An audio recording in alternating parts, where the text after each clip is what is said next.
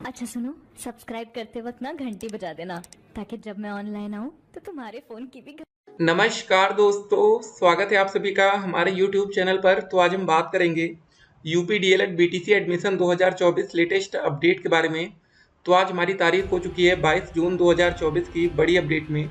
सबसे पहले बात करेंगे आज की ब्रेकिंग न्यूज। जी हाँ दोस्तों, UP DElEd BTC admission latest update को हम इस वीडियो में देखेंगे। डायरेक्ट एडमिशन कैसे होता है, फॉर्म आपका क्यों रिजेक्ट हो जाता है। एक और सवाल देखिए, सर कोई ऐसी सेपरेट वीडियो बनाइए जिसमें एडमिशन डेट से लेकर कहाँ से अप्लाई करें, कैसे और कब, सारी चीज़ें बताइए। तो देखिए, सबसे पहले आप एक वेबसाइट का नाम याद कर लीजिए। आज सभी बच्चे लिख लेंगे अपने पास, DELED रिजल्ट RESULT.com। जी हाँ दोस्तों, कमेंट बॉक्स में इसका लिंक भी दे देंगे। ये वेबसाइट याद कर लीजिएगा, हमेशा काम आएगी। डीएलएड एडमिशन से लेके डीएलएड का रिजल्ट कैसे डाउनलोड करना रहेगा, A to Z सारी जानकारी आपको इस वेबसाइट से हमेशा मिलती रहेगी। सबसे पहले आप लोग को ऑनलाइन आवेदन करना पड़ेगा, ठीक है ना।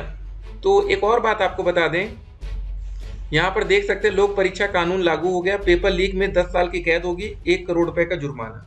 बहुत ही बड़ी सजा यहाँ पर दी जा रही है।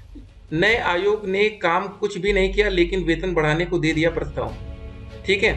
तो देख सकते हैं भैया, अभी एक नया आयोग बनाया जो कि हमारे लिए शिक्षक भर्ती का पेपर कराएगा, यूपी टेट का एग्जाम कराएगा, ठीक है। तो आगे चलकर जब आप लोग डीएलएड में एडमिशन लेंगे ना, तो ये सारा प्रोसेस उनको कराना है।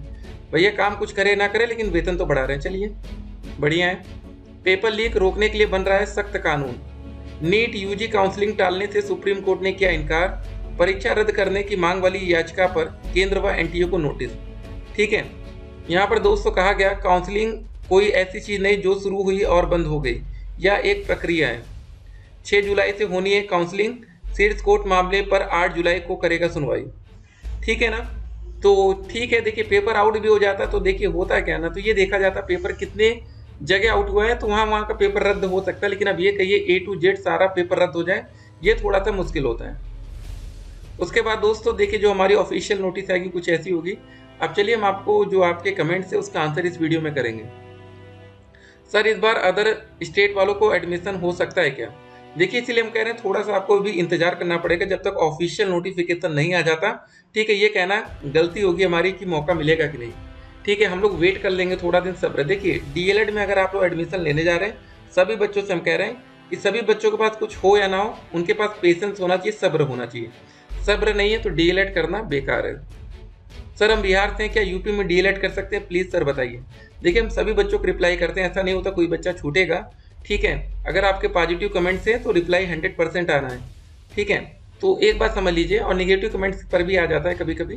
तो अगर आप बिहार से हैं तो अभी निवास वाला मैटर फंस रहा है, देख लेते हैं 2024 में पीएनपी या जो भी इनका आयोग है क्या नया नियम लाते हैं। ये तो 2023 का है, जी हाँ बिल्कुल, वो तो हमने पहले बता रखा है। डीएलएड फर्स्ट सेमेस्टर का एग्जाम कब से होगा, देखिए ये वो बच्चे हैं दोस्तों जो 2023 पिछले साल एडमिशन लिया था, और इस साल जो 2024 में एडमिशन लेंगे, आप लोग का पेपर दिसंबर तक जाएगा। अगर मान लीजिए कि अगले 6 मंथ में होना है, एडमिशन जुलाई से हो गया, तो उधर हम पेपर देख सकते हैं। फॉर्म कब आ रहे हैं, बहुत ही जल्द आ सकता है। देखिए ये कभी भी आ सकता है, एक तरह से ये समझ लीजिए कभी भी अब हमें ऑनलाइन आवेदन का प्रोसेस देखने को मिल सकता है।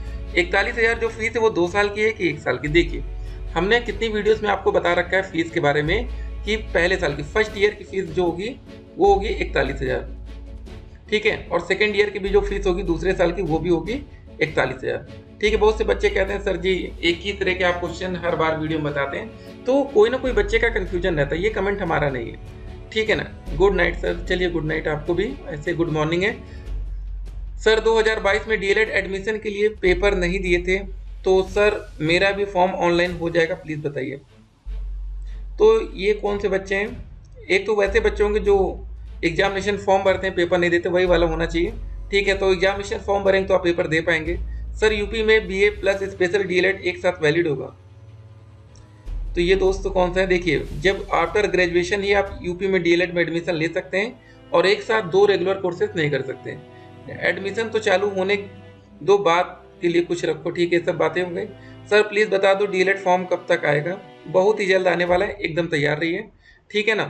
तो कुल मिला के दोस्तों, अब देखिए एक सवाल था जो बच्चे का कि पूरी सेपरेट वीडियो बनाने को कह रहे हैं, तो एक अलग से वीडियो हम के बना भी देंगे, लेकिन फिलहाल अभी समझ लीजिए सबसे पहले दोस्तों हमने जो कमेंट बॉक्स में लिंक दिया है, पहला स्टेप होगा आप वहाँ से ऑनलाइन आवेदन कर लेंगे। ये दोस्तों आप इस लिंक तक पहुँचेंगे, देखिए ये वाला, ठीक है, कैंडिडेट रजिस्ट्रेशन पार्ट 1, आप यहाँ तक पहुँचेंगे। यहाँ पर दोस्तों सारे पार्ट को आपको कंप्लीट करना है। पहले आप रजिस्ट्रेशन अपना कर लेंगे, लेकिन रजिस्ट्रेशन करते समय ही आपके ग्रेजुएशन का नंबर आपसे मांगा जाएगा। अगर आप जनरल कैटेगरी के हैं, ग्रेजुएशन में मिनिमम 50% होना चाहिए, और दोस्तों आरक्षित वर्ग के हैं आप, तो मिनिमम ग्रेजुएशन में 45% होना चाहिए, ठीक है। अगर आप ये कंडीशन फुलफिल करते हैं तो आप ये पार्ट 1 कंप्लीट कर पाएंगे। फिर उसके बाद दोस्तों ऑनलाइन आवेदन की जो भी फीस लगेगी 700 रुपये लग सकती है। 500 लगी थी पिछली बार SC/ST में, जनरल OBC में 700, ये आपको देना पड़ेगा। सबमिट रजिस्ट्रेशन पार्ट 2 में आपको वही हाई स्कूल इंटर ये सब नंबर मांगे जा सकते हैं। फिर आपको अपनी फोटो और सिग्नेचर अपलोड करना है। प्रिंट फाइनल एप्लीकेशन फॉर्म, यहाँ तक दोस्तों उम्मीद करते हैं आप लोग को समझ में आ जाएगा।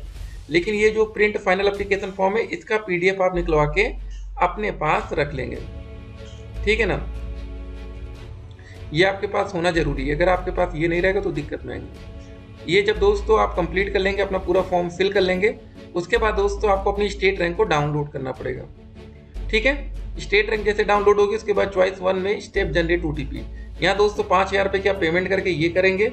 उसके बाद आप अपने मन से अनलिमिटेड कॉलेज का विकल्प दे सकते हैं, जहाँ पहले नंबर पर आप डायरेक्ट देते हैं सरकारी कॉलेज, फिर बाकी प्राइवेट कॉलेज के नाम।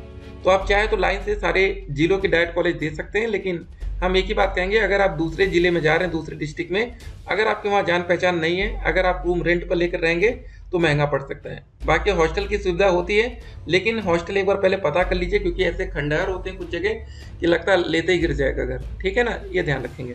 चॉइस लॉकिंग, अगर आपको अपने मन का कॉलेज मिलेगा तो उसको लॉक करने के 5000 और पेमेंट करना पड़ेगा। तो टोटल दोस्तों आप 10,000 की पेमेंट कर देते हैं एडमिशन, ठीक है, कॉलेज पहुंचने से पहले। तो सरकारी कॉलेज की फीस ही 10,200 होती है, 10,000 आपने पहले पेमेंट कर दिया, ठीक है। तो बाद में कितना आपको देना पड़ेगा, मात्र 200 रुपये। प्राइवेट कॉलेज की फीस 41,000 होती है, तो 10,000 पहले पेमेंट कर दिया, तो बाद में कितना देना पड़ेगा, 31,000 रुपये, ठीक। उसके बाद दोस्तों काउंसलिंग के लिए क्या क्या होता है यहाँ पर देख सकते हैं। स्टेट रैंक के हिसाब से आपकी काउंसलिंग होती है। आपकी रैंक 1 से लेकर 20,000 तक है, तो सबसे पहले आपको मौका मिलेगा, ठीक है। यहाँ पर आपको सबसे पहले मौका मिलेगा। अगर आपकी रैंक 1 to 20,000 है, उसके ऊपर रैंक है तो आपको सेकंड मौका मिलेगा। लेकिन देखिए होता क्या है, अगर इस राउंड में ही सारे डायट की सीटें भर गई तो आपको इस राउंड में डायट कॉलेज का विकल्प ही नहीं मिलेगा। लेकिन एक बात याद रखिएगा, कौन सी बात याद रखनी है, कि SC कैटेगरी ST कैटेगरी ये कैटेगरी के हिसाब से, लेकिन जो रैंक आती है वो जनरल रैंक होती है। तो कभी कभी अगर आपकी SC कैटेगरी में रैंक 1 लाख भी है तो भी आपको सरकारी कॉलेज मिल सकता है, ठीक है ना, परेशान नहीं होना है। 2 लाख रैंक है और आप फिजिकल हैंडीकैप में आते हैं, विकलांग कैटेगरी में, फ्रीडम फाइटर में, एक्स सर्विसमैन में, तो 2 लाख रैंक पर भी सरकारी कॉलेज मिल सकता है, ठीक। तो ये दोस्तों चेकलिस्ट ध्यान रखिएगा। 2024 में भी आपको अलॉटमेंट लेटर, आवेदन पत्र का प्रिंट आउट, ये 2 चीज़ कंपलसरी।